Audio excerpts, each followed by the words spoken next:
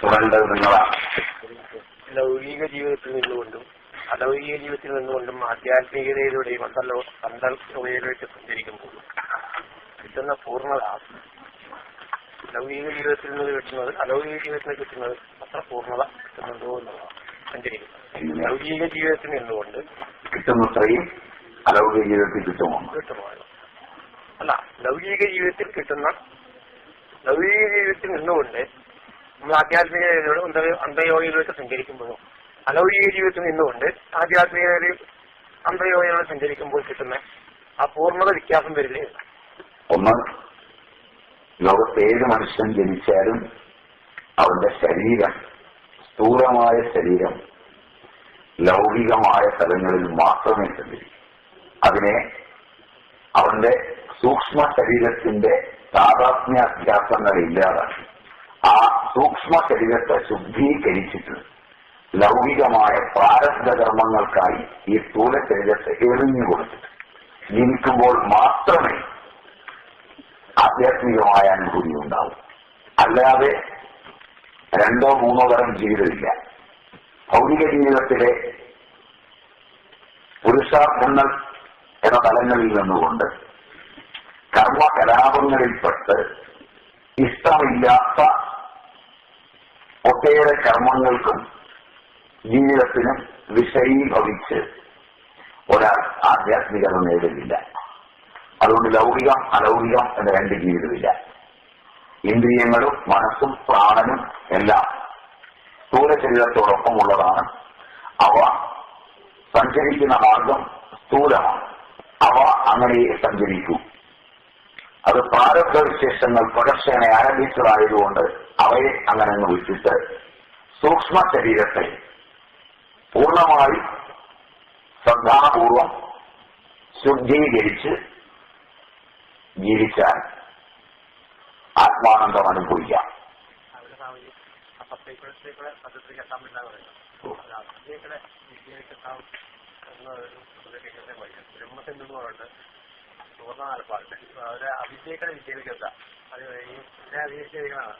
എനിക്കതേ കുറിച്ച് അധികം പറയാനറിയില്ല. എങ്കിലും എനിക്ക് തോന്നുന്നു അവർ പറഞ്ഞത് അവിദ്യയ മൃത്യു തീർക്കുക വിദ്യയ അമൃതമശ്നുതേ എന്ന ഉപനിഷത്ത് വചനമുണ്ട്. അതിന്റെ വ്യാഖ്യാനം എങ്ങനെ അവരെഴുതിയിരിക്കുമെന്ന് എനിക്കറിയില്ല. അതുകൊണ്ട് എനിക്ക് മറുപടി പറയാൻ, നിങ്ങൾ വായിച്ചു എന്ന് പറയുന്നത് ഞാൻ വായിച്ചിട്ടില്ല. സുധാ സിന്ധു എന്ന പുസ്തകം കണ്ടിട്ടുണ്ട്. സുവർണ നാരപ്പാട്ടിന്റെ എല്ലാ ഉപനിഷത്തുകൾക്കുമുള്ള ഉപനിഷത്തുകൾക്കുള്ള വ്യാഖ്യാനമാണെന്ന് തോന്നുന്നു. ബ്രഹ്മസിന്ധുവാണ്, എനിക്കറിയില്ല. എന്നിരുന്നാലും ഉപനിഷത്തിൽ നിന്ന് ശങ്കരൻ ബ്രഹ്മസൂത്രത്തിന്റെ ഭാഷ്യത്തിലും കോട്ട് ചെയ്തിട്ടുള്ളതാണിത്. അവിദ്യ എന്നതിന് കർമ്മം എന്നാണ് ഞാൻ മനസ്സിലാക്കുന്നത്. കർമ്മം കൊണ്ട് മാത്രമാണ് മൃത്യുവിനെ തരണം ചെയ്യാൻ പറ്റുന്നത്. അതിന് കാരണം മൃത്യുരൂപമായ അജ്ഞാനമുണ്ടാക്കിയത് കർമ്മം തന്നെയാണ്. അത് തീർന്നാൽ മൃത്യുവും തീർന്നു. അങ്ങനെ മൃത്യുവിനെ തരണം ചെയ്തിട്ട് അത് ആദ്യ പാദമാണ്. രണ്ടാം പാദം വിദ്യയ അമൃതം അശ്വനുതി, വിദ്യ കൊണ്ട് അമൃതത്വത്തെ നേടുക എന്നാണ്. അതുകൊണ്ട് അവിദ്യ കൊണ്ട് അമൃതത്വം നേടും എനിക്ക് തോന്നുന്നില്ല. ശാസ്ത്രങ്ങൾ അത് സമ്മതിക്കുമെന്നും തോന്നുന്നില്ല. ന കർമ്മണ ന പ്രജയ ധനേന ത്യാഗേനൈതി അമൃതത്വമാനസു എന്ന് ഉപനിഷത്തിൽ തന്നെയുണ്ട്. ശ്രുതി ഏതായാലും പറയുന്നത് ഇങ്ങനെയാണ്. പിന്നെ ഇങ്ങനെയൊക്കെയുള്ള അഭിപ്രായങ്ങൾ ധാരാളം ഈ കാലഘട്ടത്തിൽ കേൾക്കുന്നുണ്ട്. നിങ്ങൾക്ക് സ്വാതന്ത്ര്യമുണ്ടല്ലോ, അവിദ്യയിലൂടെ ശ്രമിച്ചു നോക്കൂ. ഔഷധ പ്രയോഗം സാക്ഷാത്കാരം എന്ന് പറഞ്ഞ് ഞാൻ പറഞ്ഞില്ല, സിദ്ധിക്ക് വേണ്ടിയിട്ട്. സിദ്ധിയില് ജന്മം, യോഗശാസ്ത്രത്തിൽ പറയുന്നുണ്ട്, ജന്മ ഔഷധി മണി മന്ത്ര ഇത്രയും കാര്യങ്ങൾ കൊണ്ട് സിദ്ധിയെ ലഭിക്കും, സ്ഥിതിയെ ലഭിക്കും. അതില് ഒന്ന് ജന്മം കൊണ്ട്, ചിലത് പൂർവജന്മത്തിലെ കർമ്മങ്ങളൊക്കെ പൂർത്തീകരിച്ച് ജ്ഞാനത്തിന്റെ പൂർണ്ണതയെത്താതെ ശരീരം വെടിഞ്ഞുവെങ്കിൽ ആ പൂർണ്ണതയെത്താൻ മാത്രം ജീവൻ മുക്തനായി ജനിക്കുന്നവരുണ്ട്. അവർ ജന്മം കൊണ്ടാണ് സിദ്ധിയെ പ്രാപിക്കുന്നതെന്നാണ് പറയുന്നത്. ആ ഒരു ജന്മം കൂടെ മതി, ഒരു ജന്മം കൊണ്ട് തന്നെ സിദ്ധരാണ്. ഔഷധികളെ കൊണ്ട് അത് ഒരുപാട് തരം ആയുസ്സിനെയും ആരോഗ്യത്തെയും മാത്രമല്ല ഇന്ദ്രിയ സൗഭാഗ്യങ്ങളെയും മനസ്സിന്റെ സൗഭാഗ്യങ്ങളെയും അതിനപ്പുറം ആത്മ സൗഭാഗ്യത്തെയും വരെ ചെയ്യുവാൻ ഔഷധങ്ങളെ പൂർവാചാര്യന്മാർ ചൂണ്ടിക്കാണിച്ചിട്ടുണ്ട്. അത് കൃത്യമായ കൽപ്പസേവയിലൂടെയൊക്കെ സഞ്ചരിച്ചാൽ അത് കരസ്ഥമാക്കാവുന്നതാണ്. ക്ലിഷ്ടമാണ് ആ വഴി. ചിലപ്പോൾ വഴിയിൽ വെച്ച് അതിനൊരു ശ്രമം ചെയ്യാവുന്ന കാലമാണിത്, ചെയ്യേണ്ട കാലവുമാണ്. പരീക്ഷണത്തിനിറങ്ങുമ്പോൾ സ്വയമാണ് എന്ന ഓർമ്മയോടെ വാർദ്ധക്യത്തിൽ നിന്ന് യൗവനത്തിലേക്ക് തിരിച്ചു വരാവുന്ന ഔഷധങ്ങൾ വരെ വർഗീകരിച്ചിട്ടുണ്ട്. അടുത്ത കാലത്ത് ഏതൊരു സായിപ്പ് വല്ലൊക്കെ മുളച്ചിട്ടുമുണ്ട്. മറന്നല്ലോ, സായിപ്പാണ് പറഞ്ഞോ, സായിപ്പാണ്. അപ്പൊ അതുകൊണ്ട് ആ വഴിയുണ്ട്. അല്ല, സിദ്ധികൾക്കും പര്യാപ്തമാണ്. മണികളെ കൊണ്ടും പറ്റും. രസമണിയും മറ്റും കിട്ടുന്നതിൽ രസേശ്വരവാദം എന്നുണ്ട്. ഇത് രസത്തിന്റെ ഒട്ടേറെ ഗ്രന്ഥങ്ങളുണ്ട് ആൽക്കമിയോട് ബന്ധപ്പെട്ട. അതിലൊട്ടേറെ അത്ഭുതങ്ങളുടെ ഔഷധങ്ങളുണ്ട്. അതുകൊണ്ടും കാമക്രോധാദികൾ, അവയിൽ നിങ്ങൾ ശ്രദ്ധ വയ്ക്കുമ്പോൾ കാമക്രോധാദികൾ നഷ്ടപ്പെടും. ഒരു ഔഷധത്തിന്റെ കൽപ്പന രൂപപ്പെടുത്തുമ്പോൾ, ആദ്യത്തെ പ്രാവശ്യം രൂപപ്പെടുത്തുമ്പോൾ നിങ്ങൾ പരാജയപ്പെടും. രണ്ടാമത് ചെയ്യുമ്പോഴും ചിലപ്പോൾ പരാജയപ്പെടും. അപ്പോൾ നിങ്ങൾ ആ പൂർവാചാര്യന്മാരുടെ വചനം നോക്കിയാൽ നിങ്ങളുടെ മനസ്സ് ശുദ്ധമാകുമ്പോഴേ അത് കിട്ടുമെന്നതാണ്. മനസ്സിലായില്ല? അപ്പോൾ നിങ്ങൾ ഓട്ടോമാറ്റിക്കായിട്ട് മനസ്സ് ശുദ്ധമാകും. വൈദ്യ സമ്പ്രദായത്തിൽ വിഷഗ്വരന്റെ മനസ്സ് ആതുരന്റെ രക്ഷയിൽ മുഖ്യമാണ്. പരിചാരകന്റെ മനസ്സ് ആതുരന്റെ രക്ഷയിൽ മുഖ്യമാണ്. സാത്വികാംശം രോഗിയിലുണ്ടാകുമ്പോഴേ രക്ഷയ്ക്കുള്ള സാധ്യതയുള്ളൂ. ആധുനികനായ രോഗിക്ക് രക്ഷയ്ക്ക് സാധ്യത കുറവാണ്. കാരണം ബന്ധുക്കൾ ചുറ്റും നിന്ന് അവന്റെ സാത്വികാംശത്തെ കവർന്നെടുത്തിട്ട് മരണം പ്രവചിക്കുന്നു. ശാസ്ത്ര സത്യമാണതെന്നുള്ള മട്ടിൽ ഈ രോഗം മരണകാരണമാണെന്ന് കേൾക്കുമ്പോൾ സത്വം നഷ്ടപ്പെടുകയും സത്വ അപജയമില്ലാതെ തമസ്സവനെ ഭരിക്കുകയും ചെയ്യുന്നു. അത് കഴിഞ്ഞാൽ വിഷഗ്വരന്മാർ അവർക്ക് നാളെ കുഴപ്പം വരാതിരിക്കുന്നതിന് വേണ്ടി രോഗിയോട് ആദ്യം തന്നെ നീ രക്ഷപ്പെടില്ല എന്ന് പറഞ്ഞിട്ട് ഔഷധം കൊടുക്കുന്നു. സത്വാപജയമില്ലാതെ ഔഷധങ്ങൾ ഭരിക്കാതെ വരുന്നു. അപ്പോൾ ബന്ധുക്കൾ, പരിചാരകർ, വിഷഗ്വരന്മാർ എല്ലാം രോഗിയുടെ സത്വ സംസ്ഥിതിയെ കളഞ്ഞിട്ട് മാത്രമാണ് ഇന്ന് ചികിത്സിക്കുന്നത്. അതുകൊണ്ട് ഫലം പ്രായേണ കുറയുന്നു. നീ രക്ഷപ്പെടും എന്നൊരു രോഗി കേൾക്കുമ്പോൾ ഒരു നിമിഷം കൊണ്ട് അവന്റെ മസ്തിഷ്കത്തിലുണ്ടാകുന്ന ആ ശബ്ദം അവന്റെ മസ്തിഷ്കത്തിലെത്തി അവനിലുണ്ടാകുന്ന തത്വം തന്നെ പ്രജ്ഞാപരാധങ്ങളെ കളയാൻ അവനെ പ്രേരിപ്പിക്കുന്നു. പിന്നെ ഔഷധം അതിന്റെ പ്രവൃത്തി തുടങ്ങുന്നു. തത്വസംസ്കൃതിയിലേക്ക് എത്തിക്കാതെ ഔഷധം കൊടുത്തുകൂടാ എന്ന പ്രാഥമിക പാഠം പോലും അറിയാനുള്ളൊരു തത്വചിന്ത ആധുനിക വൈദ്യശാസ്ത്രത്തിനില്ല. ആയുർവേദത്തിന്റെ അടിസ്ഥാന തത്വങ്ങളിൽ ഒന്നതാണ്. നമ്മളിപ്പോ ഭക്ഷണം കഴിക്കുന്നത് തരുന്നത് പോലും പാപം എന്ന് പറയുന്നത് അമ്മ നല്ല രീതിയിൽ ഭക്ഷണം എന്ന് ഞാൻ പറഞ്ഞില്ല. ഭക്ഷണത്തിന് 3 ദോഷങ്ങളുണ്ടെന്ന് പറഞ്ഞു. ഭക്ഷണം തരുന്നതിൽ പാപമുണ്ടെന്ന് ഞാൻ പറഞ്ഞില്ല. ഭക്ഷണം തരുമ്പോൾ ഒന്ന് അതിന്റെ ജാതി, ഏത് ജാതിക്കാരൻ തരുന്നൊന്നല്ല.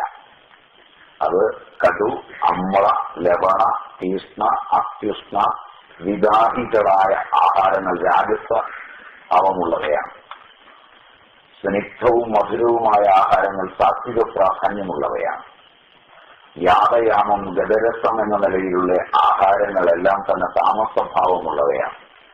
അതിൽ തന്നെ ആ സത്വരജ സമസുകളിൽ തന്നെ സത്വത്തിൽ സത്വവും സത്വത്തിൽ രജസും സത്വത്തിൽ തമസുമെന്ന് മൂന്നെണ്ണമുണ്ട്.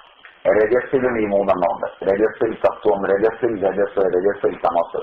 തമസിലുമുണ്ട്. തമസിൽ സത്വം, തമസിൽ രജസ്, തമസിൽ തമസ്. അങ്ങനെ 9 വിഭാഗങ്ങളായി. അവയിൽ തന്നെ പിന്നീട് അവയുടെ വീര്യം, വിഭാഗം, രസം, ഗുണം ഇവയെ അവലംബിച്ച് ഒരുപാട് ജാതികളുണ്ട് ഭക്ഷണം. അങ്ങനെ ജാതികളും ഉപജാതികളും ചേർന്ന ആ ഭക്ഷണത്തിന് ജാതി ദോഷം എന്നൊരു ദോഷമുണ്ട്. കഴിക്കുമ്പോൾ അത് ആ ഭക്ഷണം അകത്തിയെന്ന് അതിന്റെ പ്രഭാവം എങ്ങനെയാണ് ഉണ്ടാവുക, അത് വിജാതീയ പ്രത്യാരബ്ധം, സജാതീയ പ്രത്യാരബ്ധം എന്ന് പറഞ്ഞ 2 ഭാഗവും. പെട്ടെന്ന് പറഞ്ഞാൽ ഇവിടെ ഡീറ്റെയിൽഡായിട്ട് പറയാൻ നേരമില്ലാത്തതുകൊണ്ട് അതുപോലെ തന്നെയാണ് 2. അതിന്റെ ജാതി ദോഷം കഴിഞ്ഞാൽ നിമിത്ത ദോഷം. ഭക്ഷണം ഉണ്ടാക്കുമ്പോൾ അതിനകത്തൊരു മുടി വീഴുക, അതിനകത്തൊരു എലി വീഴുക, അതിനകത്തൊരു പല്ലി വീഴുക, പല്ലിയുടെ കാഷ്ടം വീഴുക, ഇങ്ങനെയൊക്കെ ഉള്ളത്. ഭക്ഷണ പദാർത്ഥങ്ങൾ വാങ്ങിക്കൊണ്ടിരുമ്പോൾ അതിനകത്ത് ഇത് ഉൾപ്പെട്ടു പോവുക, അങ്ങനെ വരുന്നതെല്ലാം അതിന്റെ നിമിത്തത്തിൽപ്പെടുന്നതാണ്. അവ രോഗകാരണവും മരണകാരണവും ഒക്കെ വരെ പോകാവുന്നതാണ്. ഇത് 2 കഴിഞ്ഞാൽ ഭക്ഷണത്തിന്റെ അസംസ്കൃത പദാർത്ഥങ്ങളെ കൈകാര്യം ചെയ്യുന്നവന്റെ മനസ്സ്, അത് കൊണ്ടുവന്ന് തന്നു കഴിഞ്ഞ് പാചകം ചെയ്യുന്നയാളിന്റെ മനസ്സ്, അത് വിളമ്പിത്തരുന്നയാളിന്റെ മനസ്സ്, 3 മനസ്സ് മിനിമം ഭക്ഷണത്തോടൊപ്പം. ഉദാഹരണം കൊണ്ട് വ്യക്തമാക്കിയ ഒരു സമ്പന്നനായ ഉദ്യോഗസ്ഥന്റെ വീട്ടുമുറ്റത്ത് രാവിലെ 6:30 മണിക്ക് അല്ലെങ്കിൽ 5 മണിക്ക് അവന്റെ ഭാര്യയും കുട്ടികളും അവനും ഉണരുന്നതിന് മുമ്പ് തന്നെ എഴുന്നേറ്റ് കുളിച്ച് പശുവിനെ കുളിപ്പിച്ച് ചാണകം വാരി പശുവിനെ കുളിപ്പിച്ച് കറന്ന് കുപ്പിയിൽ പാലുമായി ഒരു കുട്ടിയോ കാരണവരോ ആ വീട്ടുമുറ്റത്ത് കൊണ്ടുവന്ന് നിന്ന് അവർ തുറന്നു വരുന്നതുവരെ കാത്തിരുന്നത് കൊടുത്ത് 31 ദിവസവും പാല് കൊടുത്തിട്ട് അവന് ശമ്പളം കിട്ടുന്നത് 1-ാം തീയതി രാവിലെ ആ മുറ്റത്തെത്തുമ്പോൾ 31 ദിവസം കുടിച്ച പാല് അവന്റെയും കുട്ടികളുടെയും ഭാര്യയുടെയും ശരീരത്തിലെ കോശങ്ങളായി പരിണമിച്ച് കഴിഞ്ഞ പാല്, അതിന്റെ പൈസ അവൻ ചോദിക്കുമ്പോൾ ആൾ പറയാം, ഞാൻ എന്താ വിറ്റിട്ട് പോവോ, 2 ദിവസം കഴിയുമോ? പശുവിന് പിണ്ണാക്കും പുല്ലോ കൊടുക്കണം, കുട്ടിക്ക് ഫീസ് കൊടുക്കണം, ആകെ ഈ വരുമാനത്തിലാണ്. വേദനയോടെ തിരിഞ്ഞു നിൽക്കുമ്പോൾ ഉദ്യോഗസ്ഥനും മാന്യനുമായ മനുഷ്യൻ വീണ്ടും ചൂടായി. അയാൾ പോകാൻ തുടങ്ങിയ ഭാര്യ അടുക്കളന്ന് വരുന്നു. പിന്നെ പറഞ്ഞത് മറക്കണ്ട, 4 ദിവസത്തെ പാല് തിരിഞ്ഞു, വേറെ ഒരിടത്തും മേടിച്ചു കേട്ടോ, കൊണ്ടുവന്ന ദിവസങ്ങളിലൊന്നും തിരിഞ്ഞിട്ടില്ല. അപ്പൊ തിരിഞ്ഞെന്ന് പറഞ്ഞ് 4 ദിവസത്തെ കുറച്ചോളൂ, 1 ദിവസം തിരിഞ്ഞു പോയിട്ടില്ല, 4 ദിവസത്തെ പൈസ കുറച്ചോളൂ എന്നും പറഞ്ഞു. ആ അമ്മ മിൽമയിലേക്ക് മാരുതിയും കൊടുത്ത് തന്റെ മകനെ വിടുന്നു. 4 കിലോമീറ്റർ അകലെ, 8 കിലോമീറ്റർ ഓടാനുള്ള പെട്രോൾ വേറെ മകന്റെ അധ്വാനം. 4 പാക്കറ്റ് പാൽ അരിഞ്ഞു വന്നിരിക്കും വാങ്ങിച്ചുകൊണ്ടിരുന്നു. അടുത്തൊരു വിളിക്കുന്നു, അതിൽ പഞ്ചസാരയും അരിയുമൊക്കെ ഇട്ട് പാൽപ്പായസം ഉണ്ടാക്കാൻ തുടങ്ങുമ്പോൾ അത് തിരിഞ്ഞു പോകുന്നു. യാതൊരു ദുഃഖവുമില്ലാതെ, ബാർഗൈനിങ് ഇല്ലാതെ പൈസ നേരത്തെ കൊടുത്ത് കുടിച്ചടിച്ച പെട്രോളുള്ള വണ്ടിയുമായി പോയി. സാധനം വാങ്ങിച്ചുകൊണ്ടൊന്ന് തിരിഞ്ഞു പോയ പാലും പാൽപ്പായസവും എടുത്ത് വടക്കുപുറത്തേക്ക് ഒഴിച്ച് 4 പാക്കറ്റ് വേഗം മേടിച്ചുകൊണ്ട് വായെന്ന് പറയുന്നു.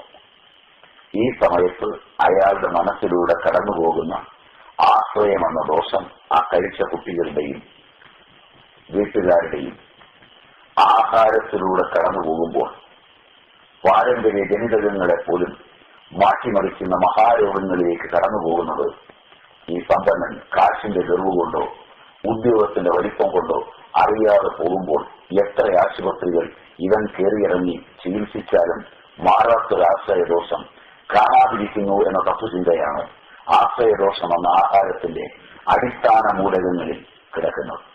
എനിക്ക് ഈ മാർഗ്ഗം ഞാനൊരു അതിശോക്തിയല്ലേ പറഞ്ഞു.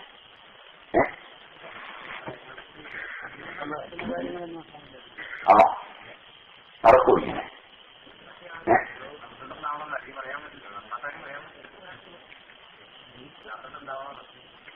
ഞാൻ പറഞ്ഞതിനകത്ത് അതിശോക്തിയുണ്ട്. ഏത് ഭാഗം?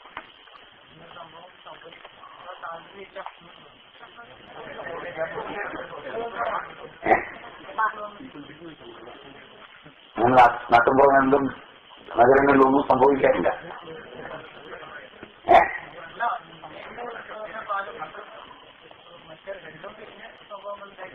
ഞാനതല്ല പറഞ്ഞു, ഞാൻ തിരിഞ്ഞതിനെ കുറിച്ചല്ല പറഞ്ഞു. നിർമ്മയിലെ പാല് വില കൊടുത്ത് വാങ്ങുമ്പോൾ അത് തിരിച്ചു കൊണ്ട കൊടുത്ത് വഴക്കില്ല, അതിന്റെ പൈസ കുറയ്ക്കണ്ട. അത് ക്രീം എടുത്തിട്ട് 17 രൂപ കൊടുക്കാം. ക്രീം എടുക്കാത്ത കറന്ന പാല് വീട്ടിൽ കൊണ്ട തരുമ്പോൾ 14 രൂപയെ മേടിക്കുന്നുള്ളൂ. 14 ഇല്ലെന്ന് തോന്നുന്നു. 14 ഉണ്ട്.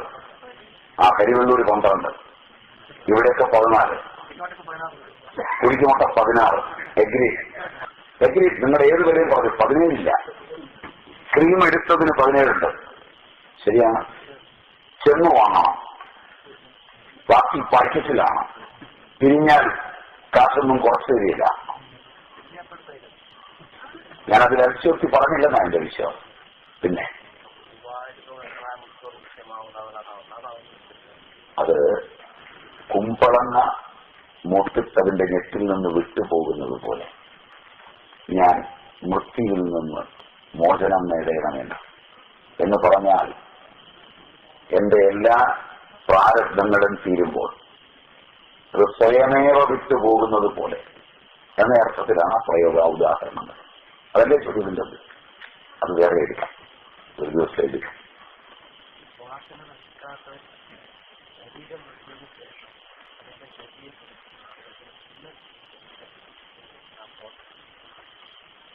ഗീത അനുസരിച്ചാണെങ്കിൽ വിടുമ്പോഴേ അവിടെ ശരീരം റെഡിയാണ്. ഭാഗവതം അനുസരിച്ചാണെങ്കിൽ വിടുമ്പോഴേ ശരീരം അവിടെ റെഡിയാണ്. ജ്യോതിശാസ്ത്രം ശൈവശാസ്ത്രം അനുസരിച്ചാണെങ്കിൽ ശരീരം അവിടെ റെഡിയാണ്. ഇന്ന് നാം കൈകാര്യം ചെയ്യുന്ന ജ്യോതിഷം അനുസരിച്ചാണെങ്കിൽ ഇതൊരുപാട് ലോകങ്ങളിലൂടെയൊക്കെ കറങ്ങി അലഞ്ഞു തിരിഞ്ഞാണ് പുതിയ ശരീരത്തിലെത്തുന്നത്. അതായിരിക്കും ചോദ്യത്തിന്റെ ഉദ്ദേശമെന്ന് തോന്നുന്നു.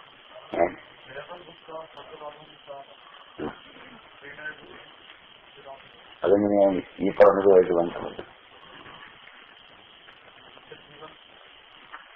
അതെങ്ങനെ ഈ പറഞ്ഞതുമായിട്ട്? അവിടെ യഥാ കൗമാരം യൗവനം ജര തഥാ ദേഹാന്തര പ്രാപ്തി. എപ്രകാരമാണോ കൗമാരം കഴിഞ്ഞ് യൗവനവും യൗവനം കഴിഞ്ഞ് വാർദ്ധക്യവും വരുന്നത്, അതുപോലെയാണ് ദേഹാന്തര പ്രാപ്തി. എന്ന് പറഞ്ഞാൽ ഇടവേള ഇല്ലെന്നല്ലേ ഇതിന്റെ അർത്ഥം. ഉദാഹരണം റൈറ്റല്ലേ? എപ്രകാരമാണോ ഒരുവന് കൗമാരം യൗവനം വാർദ്ധക്യം, അതുപോലെയാണ് ദേഹാന്തരപ്രാപ്തി. എപ്രകാരമാണോ ഒരുവൻ ജീർണവസ്ത്രം കളഞ്ഞ് പുതുവസ്ത്രം ധരിക്കുന്നത്, അതുപോലെയാണ് ദേഹത്തെ കളഞ്ഞ് പുതിയ ദേഹങ്ങളെ ധരിക്കുന്നത്. രണ്ടും ഗീതയിലെയാണ്. ഞാൻ ഇതുവരെ കണ്ടിടത്തോളം നിങ്ങളാരും പഴയ വസ്ത്രം കീറിക്കഴിഞ്ഞ് കുറെ നാൾ ഉടുക്കാതെ നടന്നിട്ട് പിന്നെ ഉടുക്കുന്ന കാണുന്നില്ല. ഉദാഹരണം സ്പഷ്ടമാണെന്നാണ് എന്റെ വിശ്വാസം. അത് വരട്ടെ, അത് ജീവന്റെ ദേഹാന്തരപ്രാപ്തിയെ അവിടെ പറഞ്ഞിട്ടില്ല. അവിടെ സാന്ത സ്വർഗത്തെ കുറിച്ച് നിന്ദിച്ചു പറഞ്ഞതാണ്.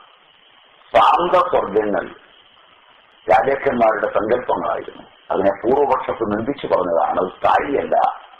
അങ്ങനെ ഒരു സ്വർഗം ഉണ്ടെങ്കിൽ തന്നെ നിങ്ങളവിടെ പോയാലും പുണ്യം ശയിക്കും കഴിഞ്ഞ് പോരും. മറ്റൊരു സ്പഷ്ടമായി ദേഹാന്തരപ്രാപ്തി പറഞ്ഞിട്ടുണ്ടല്ലോ. മനസ്സിലായി? ദേഹാന്തരപ്രാപ്തി യഥാ കൗമാരം യൗവനം ജര തഥാ ദേഹാന്തരപ്രാപ്തി. അതേപോലെ തന്നെ സ്പഷ്ടമായി പറഞ്ഞിട്ടുണ്ട്, എപ്രകാരമാണോ ജീർണവസ്ത്രം കളഞ്ഞ് നവവസ്ത്രം ധരിക്കുന്നത്, അതുപോലെയാണ് ജീർണദേഹം കളഞ്ഞ് ദേഹി പുതുദേഹം ധരിക്കുന്നത്. ഇടവേളയില്ലെന്ന് ഗീതയിലെ ഈ രണ്ടുദാഹരണത്തിൽ നിന്ന് സ്പഷ്ടമാണ്. ഭാഗവതത്തിൽ തൃണജലൂക ന്യായത്തിലാണെന്നാണ് പറയുന്നത്. തോട്ടത്ത അല്ലെങ്കിൽ തോട്ടപ്പുഴുവിനെ കണ്ടിട്ടുണ്ടാവും. അത് ഈ കാല് പറിക്കണമെങ്കിൽ ഈ കാല് പിടിക്കണം. കണ്ടിട്ടുണ്ടോന്നറിയില്ല. ഇല്ല, പറിക്കില്ല. അതുകൊണ്ട് ഇടവേള ഇല്ലെന്ന് തന്നെയാണ് പറയുന്നത്. അത്യാവശ്യമാണ്. അത് മരിച്ച ദേഹിക്ക് എവിടെയെങ്കിലും ചെന്ന് കയറാൻ വേണ്ടിയല്ല. ശ്രാദ്ധം ശ്രദ്ധയിൽ നിന്നുണ്ടാകുന്നതാണ്. മരിക്കുന്ന ഒരാളിന്റെ ശ്രാദ്ധത്തിലൂടെയാണ് ജീവിച്ചിരിക്കുന്നവൻ ശ്രദ്ധയുള്ളവനായിത്തീരുന്നു. കാരണം 1000 മരണം കാണുമ്പോഴും ഞാൻ മരിക്കില്ല എന്നുള്ളതാണ് വിചാരം. യക്ഷപ്രശ്നത്തിൽ ഇത് പറയുന്നുണ്ട്. ശ്രാദ്ധം ചെയ്യുമ്പോൾ ഞാൻ എന്റെ മരണമാണ് കാണുന്നത്, അതെന്റെ ശ്രദ്ധയിലേക്ക് കൊണ്ടുപോകും. തർപ്പണം തൃപ്തിയുടേതാണ്. അതുകൊണ്ട് ആ സ്ഥലത്തിൽ മരണാനന്തര ക്രിയകൾ അനിവാര്യമാണ്. രണ്ടാമത്തെ സ്ഥലം പിതൃ ഇരണം തീരാൻ പ്രയാസമാണ്. എന്റെ അച്ഛന്റെ ആഗ്രഹങ്ങൾ എല്ലാം എന്നോട് പറഞ്ഞിട്ടുണ്ടാവില്ല. എന്നെ വിഷമിപ്പിക്കണ്ട എന്നോ ആ സൂക്ഷ്മ ശരീരത്തിൽ ഞാനുമായി ചേർന്ന് ഒട്ടേറെ ആഗ്രഹങ്ങളും ഉണ്ടാകും. എന്റെ അച്ഛന്റെ ആഗ്രഹങ്ങൾ പറഞ്ഞതെല്ലാം ചെയ്തു തീർക്കാൻ എനിക്ക് സാധിച്ചിട്ടുണ്ടാവില്ല.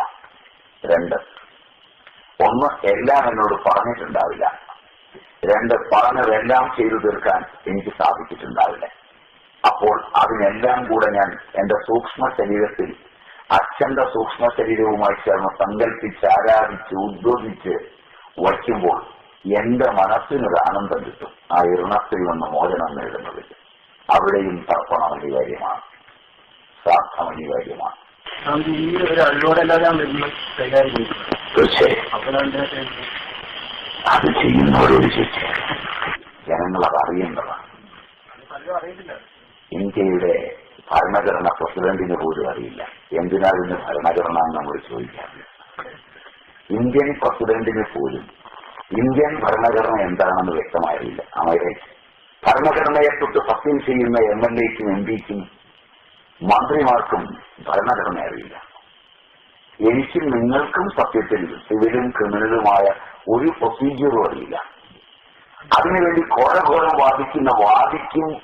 പ്രതിക്കും വേണ്ടി വാദിക്കുന്ന വക്കീലന്മാർക്കും അവിടെ നിന്ന് വിധി പറയുന്ന ജഡ്ജിക്കും സത്യത്തിൽ ഇതറിയില്ല.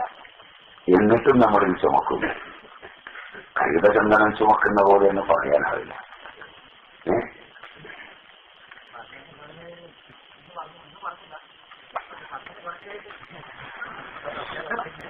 ഞാൻ ഉദ്ദേശിച്ചു ഒരു വിശേഷം മാത്രമേ ഉള്ളൂ എന്നാണ് പറഞ്ഞത്. അത് വിധി പറയുന്നത് അന്യായക്കാരനല്ല, പ്രതിയല്ല, മൂന്നാമതൊരാളാണ്. അതൊക്കെ വിശേഷമുള്ളൂ. അതൊക്കെ ക്ലിയറായി. മനുസ്മൃതിയിലെ ശൂദ്ര വൈശ്യ സങ്കല്പം, മനുസ്മൃതിയിലെ വർണ്ണസങ്കല്പമാണോ ഉദ്ദേശിക്കുന്നത്? ബ്രാഹ്മണൻ, ക്ഷത്രിയൻ, വൈശ്യൻ, ശൂദ്രൻ. ഔദ്യോഗിക തെറ്റുകൾക്കും നിങ്ങൾ സങ്കല്പിക്കുന്ന ഒരു സാധനമേ അല്ല. മനുസ്മൃതികാരൻ പറയുന്ന സങ്കല്പം. നിങ്ങൾ വിചാരിക്കുന്ന പോലെ നാട്ടിൽ പൂജ ചെയ്യുന്നവർ ബ്രാഹ്മണർ, നിങ്ങൾ വിചാരിക്കുന്നത് പോലെ ഭരണം നടത്തുന്നവൻ ക്ഷത്രിയൻ. ഇങ്ങനൊരു സങ്കല്പമല്ല മനുസ്മൃതി. ശ്രദ്ധാപൂർവം വായിച്ചാൽ അത് മനസ്സിലാവും. അതെനിക്ക് പറഞ്ഞുതരാൻ വൈഷമ്യമുണ്ട്. എന്നിരുന്നാലും നിങ്ങൾ ചോദിച്ചുകൊണ്ട് പറഞ്ഞുതരാം.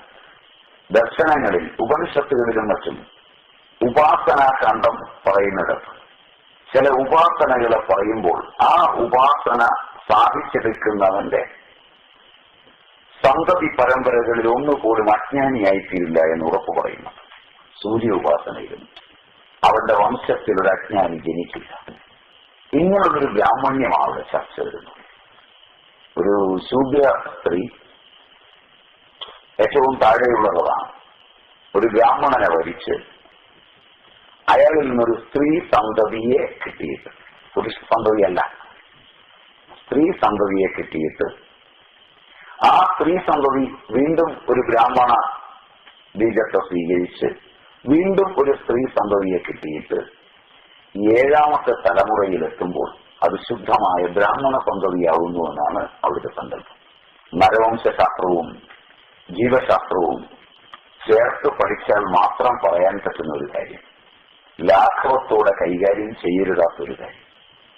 കാരണം നിങ്ങളുടെ നാട്ടിൽ ഇപ്പൊ കുട്ടനെ വളർത്താനാവില്ല. അത് നിങ്ങൾക്കറിയാമെന്ന് തോന്നുന്നു. കുട്ടനെ കൂട്ടാനാവില്ല. കുട്ടൻ എന്ന് പറഞ്ഞാൽ കാളക്കുട്ടനെ കൂട്ടാനാവില്ല. സ്റ്റിക്കർ ഒട്ടിക്കുന്നു. കേട്ടിട്ടില്ല? നിങ്ങൾ ലൈഫ് സ്റ്റോക്കിന്റെ നിയമമാണ്. KML ഒരു സ്ഥാപനമല്ലേ, അവിടെ നിയമമാണ്. നിങ്ങൾക്കറിയില്ല. നിങ്ങളുടെ നാട്ടിലെ ഒരു നാടൻ പശുവിനോട് നിങ്ങളുടെ നാട്ടിലെ ഒരു കാടക്കുട്ടിക്ക് ഇണചേരാനാവില്ല. 7 തലമുറ കൊണ്ട് പശുവിന്റെ വർഗത്തെ മാറ്റിയെടുക്കാനുള്ള ശ്രമത്തിലാണ് ഗോവർദ്ധന പദ്ധതികളും ഗോസംരക്ഷണ വകുപ്പും ആർട്ടിഫിഷ്യൽ ഇൻസെമിനേഷനുമെല്ലാം. മനസ്സിലായില്ല. മൃഗങ്ങളിലുണ്ട്, മനുഷ്യരിലും പല വിഭാഗങ്ങളുണ്ടെന്നാണ്. ചിലപ്പോൾ 50 കൊല്ലം കഴിഞ്ഞാൽ നിയമം കുറെ കൂടെ മാറുമ്പോൾ ഇന്ത്യയിലുള്ള പുരുഷന്മാർ ഇന്ത്യയിലുള്ള സ്ത്രീകളിൽ കുട്ടികൾ ഉത്പാദിപ്പിച്ചുകൂടാ.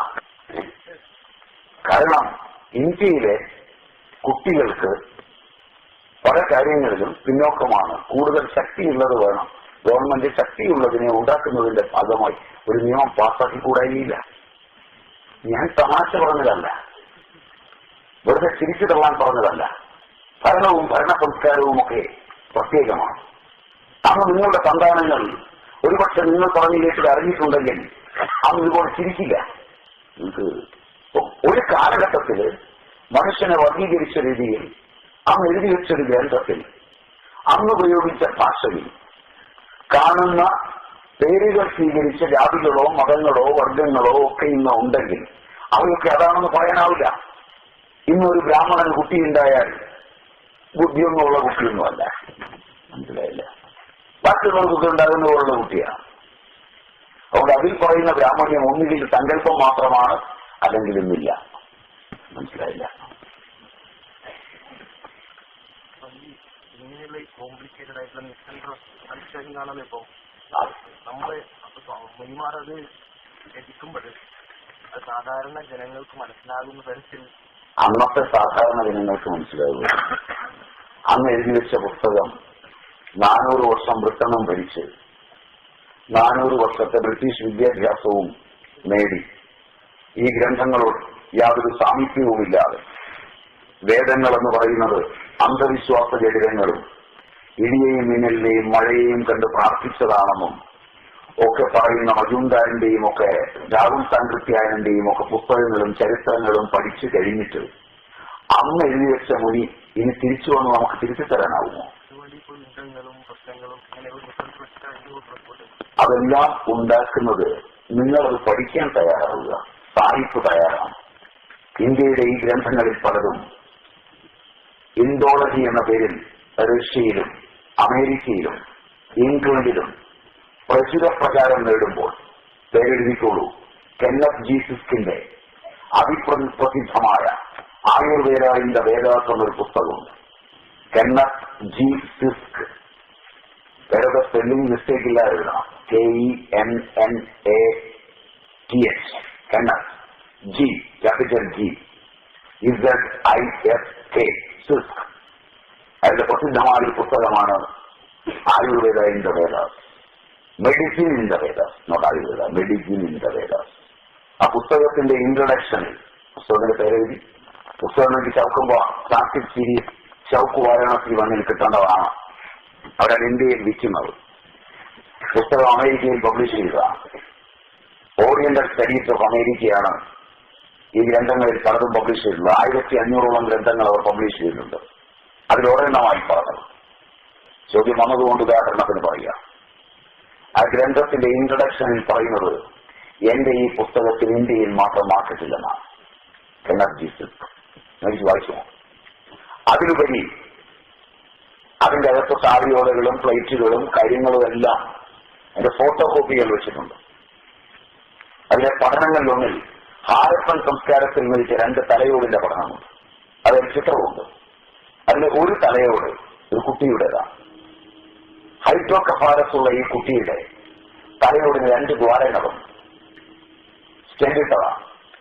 അത്യന്താധുനിക സർജറിക്ക് പോലും ചെയ്യാൻ കഴിയുന്നതിനേക്കാൾ കൃത്യതയോടെ ഇടയിൽ സ്റ്റെൻഡും അതിന്റെ ദ്വാരവും അത് കഴിഞ്ഞ് കുഞ്ഞ് സർവൈവ് ചെയ്തു എന്നുള്ളതിന്റെ രേഖകളും അയാൾ രേഖപ്പെടുത്തിയിരുന്നു. ഞാനിത് നിങ്ങളോട് പറഞ്ഞാൽ ഈ പുസ്തകം വായിക്കുന്ന ദിവസം വരെ നിങ്ങൾക്ക് വിശ്വസിക്കാൻ കഴിയുമോ? എന്റെ വാക്ക് കേൾക്കുമ്പോഴേ നിങ്ങൾക്ക് വിശ്വസിക്കാൻ കഴിയുമോ? 24,000 വർഷങ്ങൾക്ക് മുമ്പാണ് ഹാരപ്പൻ സംസ്കാരത്തിന്റെ രജതരേഖകളെന്ന് ആധുനിക ചരിത്രകാരന്മാർ രേഖപ്പെടുത്തുമ്പോൾ ഓക്ക് സംസ്കാരത്തിന്റെയും ഹാരപ്പൻ സംസ്കാരത്തിന്റെയും ആത്മപിതാക്കളുടെ കാലങ്ങളിൽ കണ്ടുകിട്ടിയ ഈ തലയോട്ടി അത്യന്ത ആധുനിക സർജറിയുടെ 2 രേഖകളുണ്ടെന്ന് പറഞ്ഞാൽ കനിതിരി പുസ്തകം മേടിച്ച് വായിക്കുന്ന ദിവസം വരെ വിദ്യാഭ്യാസമുള്ള നിങ്ങൾക്ക് വിശ്വസിക്കാൻ പറ്റുമോ? അക്കനിയുടെ പേരിലോ പഴമയുടെ പേരിലോ ആരെങ്കിലും അന്ധവിശ്വാസം പോലെ വിശ്വസിക്കുമെന്നല്ലാതെ നിങ്ങൾ ആ പുസ്തകം മേടിച്ച് വായിക്കുന്ന ദിവസം വരെ വിശ്വസിക്കുമോ എന്നാ ചോദ്യം. സത്യമേ പറയാവോ? വിശ്വസിക്കുമോ? ഇല്ല. കുട്ടി പറഞ്ഞാൽ ശരി. അപ്പൊ ഋഷി ഇവിടെ എന്ത് ചെയ്യും? അങ്ങനെ നമ്മളെ വിശ്വസിപ്പിക്കാൻ പറ്റും. ലോക പ്രശസ്തരിൽ ഒരുവനായ സാവെ, ജോർജ് സാവെ, പേരും കേൾക്കാം, പ്രസിദ്ധനായ ഒരു ഇംഗ്ലീഷ് സർജനാണ്. അദ്ദേഹത്തിന്റെ പല പുസ്തകങ്ങളുണ്ട്. അതിലൊരെണ്ണമാണ് the healing knight. The healing knight സർജന്റ് മുമ്പ് അദ്ദേഹത്തിന്റെ മറ്റൊരു പുസ്തകമാണ് ദ ഹീലിംഗ് നൈറ്റ്. അതില് നാസാസന്ധാനപരമായ ഒരു ശസ്ത്രക്രിയ ടിപ്പുവിന്റെ കാലത്ത് ഇന്ത്യയിലെ ആയുർവേദ വൈദ്യന്മാർ ചെയ്തതിന്റെ രേഖയുണ്ട്. അത് കണ്ടുപിടിച്ചിട്ടാണ് ബ്രിട്ടീഷ് ഡോക്ടർമാർ ആ ശസ്ത്രക്രിയ ആദ്യമായി ചെയ്തതെന്ന് അദ്ദേഹം രേഖപ്പെടുത്തിയിട്ടുണ്ട്. ഒരുപാട് കാലമായില്ലല്ലോ ടിപ്പുവിന്റെ കാലം. ആ നാട്ടിലാണ് ലോകത്തിലെ ആദ്യത്തെ സർജൻ എന്ന് ലോകം വിശേഷിപ്പിക്കുന്ന സുശ്രുതന്റെ നാട്ടിൽ. പഴയ ഡോക്ടർമാര് ഒരു 80 വയസ്സുള്ളവരുടെ ക്ലിനിക്കിൽ ഇനിയും നിങ്ങൾ പോയാൽ history of medicine in pictures എന്ന് പറഞ്ഞ് കുറെ ചിത്രങ്ങൾ കാണാം. വക്കീല് കണ്ടിട്ടുണ്ടാവോ? പ്രായമായ ആരെങ്കിലും കണ്ടിട്ടുണ്ടാവോ? പാർക്ക് ഡേവീസിന്റെയാണ്. ആർക്കെങ്കിലും ഓർമ്മയുണ്ടോ? ഇല്ല. കണ്ടിട്ടുണ്ട്. ഹോസ്പിറ്റലിൽ ചെന്നാൽ പഴയ ഡോക്ടർമാരുടെ റൂമിൽ ഇങ്ങനെ നിരത്തിയിട്ടുണ്ട്. പാർക്ക് ഡേവീസിന്റെ ചിത്രമാണ് history of medicine in pictures. അതിലെ ബാഹ്യകരണം മാറ്റിവെക്കുന്ന ഒരു ശസ്ത്രക്രിയയുണ്ട്. എ ഹിന്ദു സർജൻ നോണ സുശ്രുത. അടിയിൽ സുശ്രുത സംഹിതയിൽ നിന്ന് പറഞ്ഞൊരു ചിത്രം ഡെഫിക്ട് ചെയ്തിട്ടുണ്ട്. പോയി കാണുന്നവരെ നിങ്ങൾക്ക് ബിലീവ് ചെയ്യാൻ പറ്റുമോ? It is not plastic surgery, but it is cosmetic surgery. മനസ്സിലായില്ല? കോസ്മെറ്റിക് സർജറി തുടങ്ങിയിട്ടാകാറായി. ഞാൻ പറഞ്ഞ ഉദാഹരണമെല്ലാം ഞാൻ കാണിക്കാൻ തയ്യാറാണ്.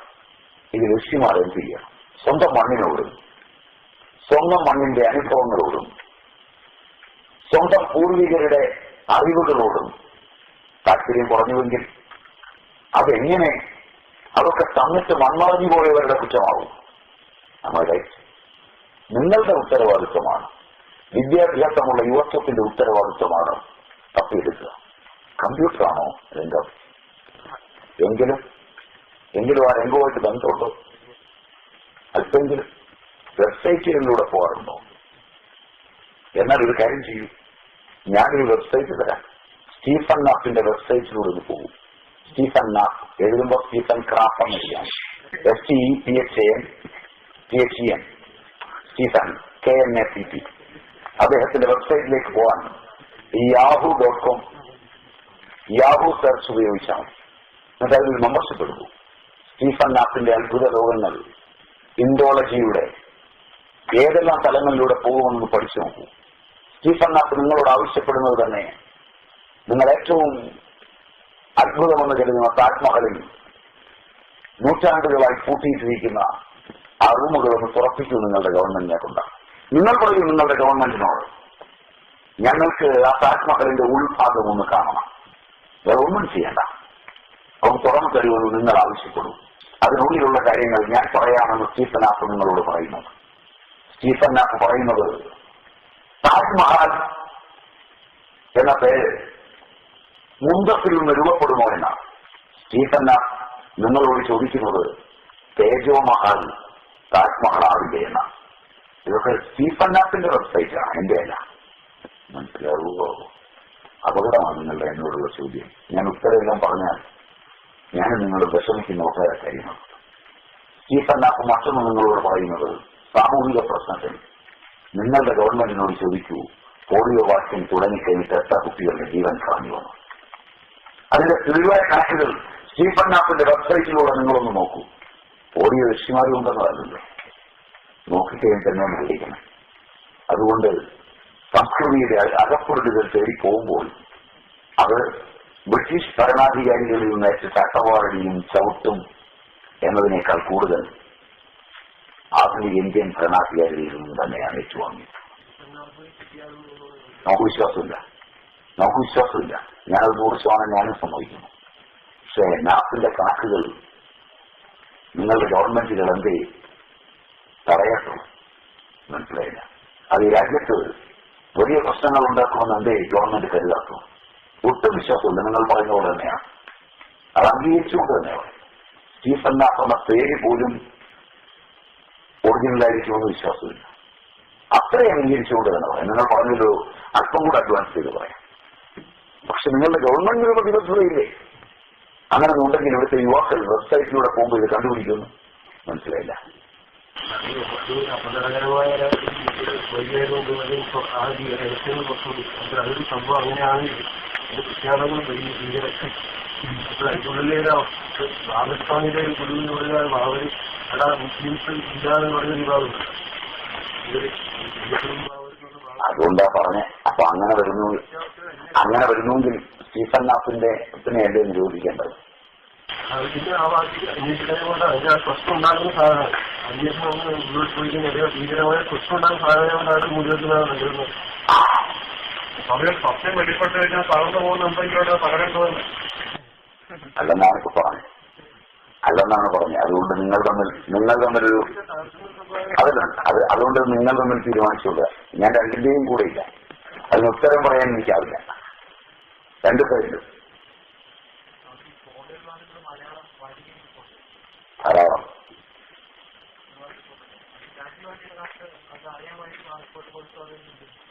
അതുകൊണ്ട് പലതും നമുക്ക് ഭരണത്തിന്റെ രഹസ്യരേഖകളായി പ്രശ്നങ്ങളുടെ രഹസ്യ തലങ്ങളായി എപ്പോഴും ഉണ്ടാവും. അതിനൊക്കെ ഈ ഗ്രന്ഥങ്ങളൊക്കെ നമുക്ക് തന്ന ഋഷി ഇന്നുകൊണ്ട് എങ്ങനെ തിരുത്തും? അവർ ജീവിച്ചിരുന്ന കാലത്ത് അവർ കുറെ അറിവുകൾ തന്നു പോയി.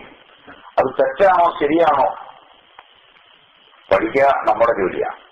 അവർ തെറ്റാണ് എങ്കിൽ അത് ജനങ്ങൾക്ക് പറഞ്ഞു കൊടുക്കുക നമ്മുടെ ജോലിയാണ്. ഇത് ശരിയാണ് എങ്കിൽ ജനങ്ങളെ പഠിപ്പിക്കുക നമ്മുടെ ജോലിയാണ്. അല്ലാതെ വസിഷ്ഠന്റെയോ വ്യാസന്റെയോ ഇന്നത്തെ ജോലിയല്ലത്. ഇത് ഇന്ത്യയിൽ മാത്രമല്ല, ലോകത്തെവിടെയും ഒരു മഹാനുഭാവൻ അയാൾ ജീവിച്ചിരുന്ന കാലത്ത് അയാൾ ചെയ്തു വെച്ച നന്മകൾ പിന്നീടൊരു കാലത്ത് ജനം എങ്ങനെ ഉപയോഗിക്കുന്നു എന്ന് അന്വേഷിക്കാൻ വരാൻ അവർക്കാവില്ലല്ലോ. മനസ്സിലായില്ല. അതിൽ നന്മയുണ്ടെങ്കിൽ പഠിക്കേണ്ടതും ആ നന്മ മതത്തിനും ജാതിക്കും വർഗത്തിനും വർണ്ണത്തിനും അതീതമായി ജനതയ്ക്ക് പ്രയോജനം ചെയ്യേണ്ടതും ആവശ്യമാണ്. ഒന്ന് തീർച്ചയാണ്, നിങ്ങൾക്ക് ദശമൂല അരിഷ്ടം ഉണ്ടാക്കാം, നിങ്ങൾക്ക് ദശമൂലം കഷായം ഉണ്ടാക്കാം, നിങ്ങൾക്ക് സുശ്രുതന്റെയും ചരകന്റെയും ഒക്കെ മരുന്നുകൾ ഉണ്ടാക്കാം, ക്ലാസിക്കൽ റെമഡീസ് എല്ലാം. എന്നാൽ ഇന്ന് ഒരാൾ അതിലെ 4 കൂട്ടി യോജിപ്പിച്ച് വേറൊരു പേരിട്ടൊരു സാധനം ഉണ്ടാക്കിയാൽ നിങ്ങൾക്ക് ഉണ്ടാക്കാൻ പറ്റില്ല. നിങ്ങൾ കോടതിയിൽ പോകേണ്ടി വരും. നിങ്ങൾക്ക് പതഞ്ജലിയുടെ യോഗസൂത്രത്തിലെ ഏത് സൂത്രവും ഉദ്ധരിക്കാം. നിങ്ങൾക്ക് കേരള സംഹിതയിലെ ഏത് യോഗപാഠവും ചെയ്യാം. അവയിൽ ചിലത് കൂട്ടി യോജിപ്പിച്ച് ഞങ്ങൾ സ്വാമിമാരുണ്ടാക്കുന്ന പുതിയ ഫോമുല നിങ്ങൾക്ക് ചെയ്യാനാവില്ല. ഞങ്ങൾക്ക് ഇന്റർനാഷണൽ പേറ്റന്റ് ഉണ്ട്. ഇത് മതിയാവും തോന്നുന്നു. കഴിവുള്ള കൃഷിമാർ ഇങ്ങനെയൊരു ജനത ഭാവിയിൽ ഉണ്ടാകും എന്ന് ഉണ്ടായിരുന്നു എന്ന് തോന്നുന്ന ഭാഗങ്ങൾ ഇപ്പൊ എഴുതി ഉണ്ടാക്കിയവരെ അല്ലെങ്കിൽ പുസ്തകങ്ങളിലുണ്ട്. 16 വയസ്സുള്ള നരന്മാരും നരച്ചിടും, സ്ത്രീകൾ യോനി വിറ്റിയിടും. കുഞ്ഞുകൂട്ടം തമ്പുരാന്റെ തർജ്ജമ. മഹാഭാരതം ഭവിഷ്യത്പർവം തർജ്ജമ ചെയ്ത് വരുമ്പോ കൊച്ചുണ്ണി തമ്പുരാൻ പറഞ്ഞിരുന്നു, കുഞ്ഞിക്കുട്ടം വിഷമിക്കും, ഇത് മലയാളത്തിലാക്കാൻ മലയാളത്തിൽ ഭാഷയില്ല. ആ ശ്ലോകം കുഞ്ഞിക്കുട്ടൻ തർജ്ജമ ചെയ്തതാണ് ഞാൻ ചൊല്ലിയത്. 16 വയസ്സുള്ള നരന്മാരും നരച്ചിടും, സ്ത്രീകൾ യോനി വിറ്റിയിടും. കൊണ്ടത് കുഞ്ഞിക്കുട്ടന്റെ തർജ്ജമ കൊണ്ട് കൊച്ചുണ്ണിയുടെ കയ്യിലേക്ക് കൊടുക്കുമ്പോൾ കൊച്ചുണ്ണി ഞെട്ടലോടെ പറഞ്ഞു, കുഞ്ഞിക്കുട്ടൻ പറ്റിച്ചു.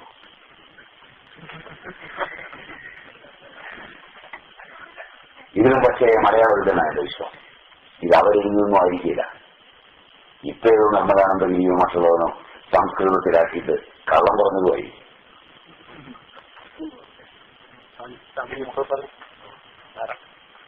മനുസ്മൃതിയിലെ ആ സ്ത്രീ സ്വാതന്ത്ര്യത്തിനെ പറ്റി ഒരു സ്ഥലങ്ങൾ പറയുമ്പോൾ അതേ സ്ഥലങ്ങളിൽ തന്നെ സ്ത്രീനെ ശിക്ഷിക്കാനും ഒരു ശിക്ഷാവിധിയും അദ്ദേഹത്തിന്റെ കഴിഞ്ഞു. സ്വാമിജി ഇപ്പൊ പറഞ്ഞു മരണപ്പെടുന്ന സമയത്ത് ആത്മാവ് വേറൊരു ജന്മം കൊടുക്കുന്നതിനെ പറ്റി പറഞ്ഞു. അങ്ങനെയാണെങ്കിൽ നേരത്തെ സ്വാമിജി ഒരു ക്ലാസ് പറഞ്ഞു, ഒരു അച്ഛൻ മകനെ സൃഷ്ടിക്കുമ്പോൾ മകൻ അച്ഛനുണ്ടാകുന്ന ഉത്തരവാദങ്ങളെ പറ്റി പറയുമ്പോൾ അവിടെ ഒരു സൃഷ്ടി സംഭവിക്കുന്നുണ്ട്. അപ്പോ ഈ പറയുന്ന നഷ്ടപ്പെട്ടു പോയ ആത്മാവിന് പുതിയൊരു ജന്മം കൊടുക്കാൻ എവിടെയാണ് ഇടം കിട്ടുന്നത്? അപ്പൊ പറഞ്ഞത് ആത്മാവ് നഷ്ടപ്പെടുമ്പോൾ ഒരു ജന്മം കൊടുക്കുന്നു പറഞ്ഞു. നേരത്തെ പറഞ്ഞല്ലോ ജന്മം പകുതി തീർത്തു പോയ ജന്മം പിന്നീട് ജന്മം കിട്ടുന്നതെന്ന് പറഞ്ഞിട്ടു. അപ്പൊ അവർ ജന്മം കിട്ടുമ്പോൾ നമ്മൾ നഷ്ടപോയ ആത്മാവ് വേറൊന്നിലേക്ക് ജന്മം കൊടുക്കണം, ജന്മം കൊടുക്കണമല്ലോ. അപ്പൊ നേരത്തെ നമ്മൾ പറഞ്ഞ ഒരു ക്ലാസ്സിൽ അച്ഛനും മകനും തമ്മിൽ അവിടെ സൃഷ്ടിക്കുമ്പോൾ അവിടെ സൃഷ്ടാവായിട്ട് വരുന്നതിനെ പറ്റിയിട്ട് പറയുന്നതും ഇവിടെ നഷ്ടപ്പെട്ടത് വേറൊന്നിലേക്ക് ജന്മം കൊടുക്കുമ്പോൾ എവിടെയാണ് അവിടെ ഒരു ഇത് കിട്ടുന്നത്?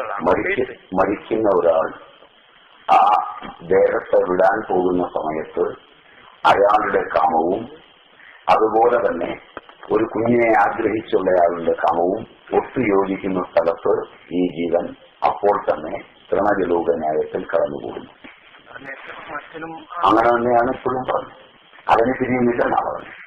അത് മനുഷ്യജന്മത്തിലാണോ പിറവെടുക്കുന്നത് അതോ മറ്റു ജന്മത്തിലേക്ക് മാറും? മറ്റു ജന്മങ്ങളിലൂടെ മനുഷ്യജന്മത്തിലേക്ക് എത്തുന്നു. ജന്മം മുകളിലേക്ക് ഉള്ളൂന്നാണ് ചില ഗ്രന്ഥങ്ങൾ പറയുന്നത്. മനുഷ്യജന്മത്തിലാണെങ്കിൽ ഇനി മനുഷ്യജന്മത്തിലൂടെയേ പോവുള്ളൂ എന്നാണ് ചില ഗ്രന്ഥങ്ങൾ പറയുന്നത്. എന്നാൽ ചില പുരാണങ്ങളിൽ അല്ലാത്ത ചില കഥകളുണ്ട്. അത് കഥകൾ മാത്രമാണെന്നാണ് അതേക്കുറിച്ചുള്ള ഞാൻ മനസ്സിലാക്കിയിട്ടുള്ള കാര്യം. ഭരതൻ മാനായ കഥയൊക്കെ പറയുന്നു. എന്നിരുന്നാലും പൊതുവെ ഇങ്ങനെയാണ് ശ്രുതികളിലെല്ലാം കേട്ടിട്ടുള്ളത്. ജന്മത്തിന് താഴേക്ക് പോക്കില്ലെന്നാണ് കേൾക്കുന്നത്. മനുസ്മൃതിയില് വിവാഹം എത്രണ്ണമുണ്ട്. ആശ്രം ബ്രാഹ്മം പ്രാതിപത്യമല്ല, അതിൽ സ്ത്രീധനമില്ല, സ്ത്രീയോട് ബന്ധപ്പെട്ട് പറയുന്നു. രണ്ടെണ്ണത്തിൽ പുരുഷധനമുണ്ട്. ഇനി സ്ത്രീയെ പൂജിക്കാത്ത സ്ഥലത്ത് ദേവതകൾ പൂജ സ്വീകരിക്കില്ല എന്ന് വ്യക്തമായി മനുസ്മൃതി പറയുന്നുണ്ട്. എത്ര നാര്യസ്തു പൂജ്യന്തേ രമന്തേ തത്ര ദേവത. ഒരു സ്ത്രീയെ ഒരു പുരുഷൻ എപ്പോഴെങ്കിലും പീഡിപ്പിച്ചാൽ ആ പുരുഷന് വധശിക്ഷയിൽ കുറഞ്ഞ യാതൊന്നും മനുസ്മൃതി നിശ്ചയിക്കുന്നില്ല. അതിനേതെങ്കിലും സ്ത്രീ കൂട്ടുനിന്നാൽ അവളെ തലമുണ്ടനം ചെയ്ത് തെരുവിലൂടെ നടത്താനേ പറയുന്നുള്ളൂ, വധിക്കാൻ പറയുന്നില്ല. ഇങ്ങനെയെല്ലാം പറയുന്ന മനുസ്മൃതി അതിന്റെ ഒരു അധ്യായത്തിൽ പിതാരക്ഷതി കൗമാരി ഭർത്താരക്ഷതി യൗവനി പുത്രശ്ച സവിരേകാലി ന സ്ത്രീ സ്വാതന്ത്ര്യമർഹതി എന്ന് വ്യക്തമായി എഴുതിയിട്ടുണ്ട്. ഒന്ന് മനുസ്മൃതി ഒരു നിയമഗ്രന്ഥമാണ്. അതിന് നിരാക്ഷരയെന്നും ദായഭാഗയെന്നും രണ്ട് ഇന്റർപ്രിട്ടേഷനുകളാണ് പ്രസിദ്ധങ്ങളായുള്ളത്. അഡ്വക്കേറ്റന്മാരാരും അതില് ഇന്റർപ്രിട്ടേഷനാണ് ഒരു നിയമത്തെ സാധുവാക്കുന്നത്. നിയമത്തേക്കാൾ പ്രാധാന്യം നിയമത്തിന്റെ ഇന്റർപ്രിട്ടേഷൻ ഉണ്ടാവും. ഒരു ഉദാഹരണം പറഞ്ഞാൽ, ഇന്ത്യയുടെ ഭരണഘടന എഴുതുമ്പോൾ ലോകത്ത് നാനാഭാഗങ്ങളിൽ നിന്ന് വേദനിച്ചോടിയ മതപീഡനത്തിൽ പെട്ടുപോയവർ ഇന്ത്യയിൽ അഭയം തേടിയിട്ടുണ്ട്. ഇന്ത്യ സ്വതന്ത്രയാകുമ്പോൾ ഇന്ത്യൻ മണ്ണിൽ രാജഭരണകാലത്ത് ഒട്ടേറെ ഹൂണന്മാർ, ഒട്ടേറെ ജൂതന്മാർ ഒക്കെ ഇന്ത്യയിൽ ഒന്ന് അഭയം തേടിയിട്ടുണ്ട്. ഓർമ്മയുണ്ടാവുന്നുണ്ട്. ആ ജൂതന്മാർ അടുത്ത കാലത്താണ് അവരുടെ നാട്ടിലേക്ക് പോയത്. അന്നിവിടെ സ്വതന്ത്ര ഇന്ത്യയുടെ ഭരണഘടനയൊക്കെ വരുന്നതിന് മുമ്പാണ് അവരിവിടെ വന്ന് അഭയം തേടിയതും രാജാക്കന്മാർ അവർക്ക് ആശ്രയം കൊടുത്തതും അവർക്ക് പ്രത്യേക പള്ളികൾ ഉണ്ടാക്കി കൊടുത്തതും എല്ലാം. എന്നിട്ടും ഇന്ത്യൻ മനസ്സിനെ കണക്കിലെടുക്കാത്ത പാശ്ചാത്യപ്പതിപ്പുള്ള ഇന്ത്യയുടെ ഭരണഘടനാ ശില്പികളുടെ മനസ്സിലൂടെ കടന്നുപോയത് പാശ്ചാത്യ നാട്ടിൽ നടന്ന മതപീഡനത്തിന്റെ ഓർമ്മകളാണ്. മനസ്സിലാവുമോ? ഭൂരിപക്ഷം ന്യൂനപക്ഷത്തെ നാളെ എപ്പോഴെങ്കിലും പീഡിപ്പിക്കാനുള്ള ഒരു നിലപാടുണ്ടാകും. മറ്റു രാജ്യങ്ങളിൽ നടന്നതുപോലെ അത് ഇന്ത്യയിൽ ഉണ്ടാകരുത് എന്നാഗ്രഹിച്ചാണ് ന്യൂനപക്ഷ അവകാശമെന്ന് പ്രത്യേക വകുപ്പുണ്ടാക്കിയത്. അമ്മായി റൈറ്റ് ഓക്കെ. ഇന്ത്യയിൽ ഒരിക്കലും ഒരു മതത്തെയും ഒരിക്കലും പീഡിപ്പിച്ചിട്ടില്ലാത്ത ഇന്ത്യയിലെ ജനങ്ങൾ ഭൂരിപക്ഷം ചേർന്ന് ന്യൂനപക്ഷത്തെ പീഡിപ്പിക്കും എന്ന് മുൻകൂട്ടി സങ്കല്പിച്ച് വിദേശങ്ങളുടെ മനസ്സുകളെ ഇന്ത്യയിലേക്ക് സങ്കല്പിച്ച് ആ പീഡനം വന്നാലും അവരെ രക്ഷിക്കണമെന്ന് അതിയായി ആഗ്രഹിച്ച് ഇന്ത്യൻ ഭരണഘടനയിൽ ഉണ്ടാക്കിയൊരു വകുപ്പാണ് ന്യൂനപക്ഷാവകാശം. അതിന്റെ സത്ത ശരിയായി വ്യാഖ്യാനിച്ചാൽ പീഡിപ്പിക്കുമ്പോൾ മാത്രം എടുക്കാനുള്ളതാണ്.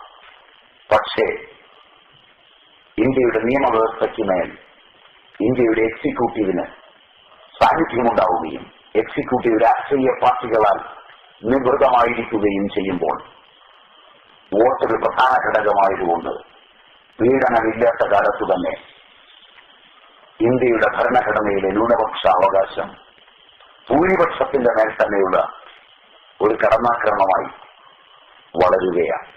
വ്യാഖ്യാനമാണ് നിയമത്തെ നിയമമാക്കുന്നത്. നിയമം എഴുതി വെച്ചത് വെച്ചാണെങ്കിൽ ആ അവകാശം സാധുവല്ല. മനസ്സിലായില്ല. മനുസ്മൃതികാരൻ എഴുതുമ്പോൾ കുടുംബിനിയെ കുറിച്ച് പറയുന്നിടത്തായി നിയമം. കുടുംബിനി കുടുംബത്തിന്റെ ഏറ്റവും ഉയർന്ന പദവിയിലുള്ളതാണ്. ഇന്ത്യൻ ഭരണഘടന പ്രകാരം ഇന്ത്യയിലെ പരമോന്നതനായ പൗരൻ ഇന്ത്യൻ രാഷ്ട്രപതിയാണ്. അദ്ദേഹത്തെ പാർലമെന്റിൽ ഇന്ന ആളുകൾ രക്ഷിക്കണം. അദ്ദേഹത്തെ മറ്റ് സ്റ്റേറ്റുകളിലേക്ക് പോകുമ്പോൾ മുൻപിൽ ഇത്ര വാഹനങ്ങൾ, പിൻപിൽ ഇത്ര വാഹനങ്ങൾ, ആ നിലയിൽ അദ്ദേഹത്തെ രക്ഷിക്കണം. വിദേശങ്ങളിലേക്ക് പോകുമ്പോൾ അദ്ദേഹത്തിന്റെ രക്ഷ ഇന്നവർ കൈകാര്യം ചെയ്യണം എന്ന് വ്യക്തമായ പ്രോട്ടോകോൾ ഉണ്ട്. അതായത് ശരിയല്ല. കുടുംബത്തിന്റെ ഉത്തരവാദിത്വമുള്ള കുടുംബിനി പിതാവിനാൽ രക്ഷിക്കപ്പെടണം. കുട്ടിയായിരിക്കുമ്പോൾ സ്ത്രീ പിതാവിനാൽ കുട്ടിയായിരിക്കുമ്പോൾ രക്ഷിക്കപ്പെടണം. ശിക്ഷിക്കണമെന്നല്ല പദം. അവിടെ രക്ഷിച്ചു കൊള്ളണം എന്നത് സ്റ്റാറ്റ്യൂട്ടറിയാണ്. സ്റ്റാറ്റ്യൂട്ടറി എന്ന പദത്തിന്റെ അർത്ഥം നിങ്ങൾ ആംഗലേയ ഭാഷ അറിയുന്ന മുഴുവൻ പേർക്കും അറിയും. അവളെ അച്ഛൻ രക്ഷിച്ചിരിക്കണം. അവൾ വിവാഹം കഴിഞ്ഞാൽ ഭർത്താവ് അവളെ രക്ഷിച്ചിരിക്കണം. സ്റ്റാറ്റ്യൂട്ടറിയാണ്. വാർദ്ധക്യത്തിലെത്തിയാൽ പുത്രൻ രക്ഷിച്ചിരിക്കണം. ഇപ്പോൾ ആരാണ് സ്വതന്ത്രം ആയിരിക്കുന്നത്? അച്ഛനും ഭർത്താവും മകനുമോ സ്ത്രീയോ? നിയമത്തിന്റെ കണ്ണാടിയിലൂടെ നോക്കാനറിയുന്ന ഒരു നിയമജ്ഞന്റെ അറിവിന്റെ അല്പമെങ്കിലും നിങ്ങൾക്കുണ്ടെങ്കിൽ സ്റ്റാറ്റ്യൂട്ടറിയായി ഒരു നിയമം എഴുതി വെച്ചിരിക്കുകയാണ്. ഈ സ്ത്രീയെ അവൾ മകളായിരിക്കുമ്പോൾ നീ രക്ഷിക്കുക എന്നത് നിന്റെ ബാധ്യതയാണ്. നീ രക്ഷിച്ചിരിക്കണം. ഇല്ലെങ്കിൽ നീ ശിക്ഷാർഹനാണെന്ന് എഴുതുമ്പോൾ ആരുടെയാണ് സ്വാതന്ത്ര്യം നഷ്ടപ്പെട്ടത്? പുരുഷന്റെ. നീ ഭാര്യയായിരിക്കുമ്പോൾ നിന്നെ രക്ഷിക്കേണ്ട ബാധ്യത ഭർത്താവിന്റെയാണ്.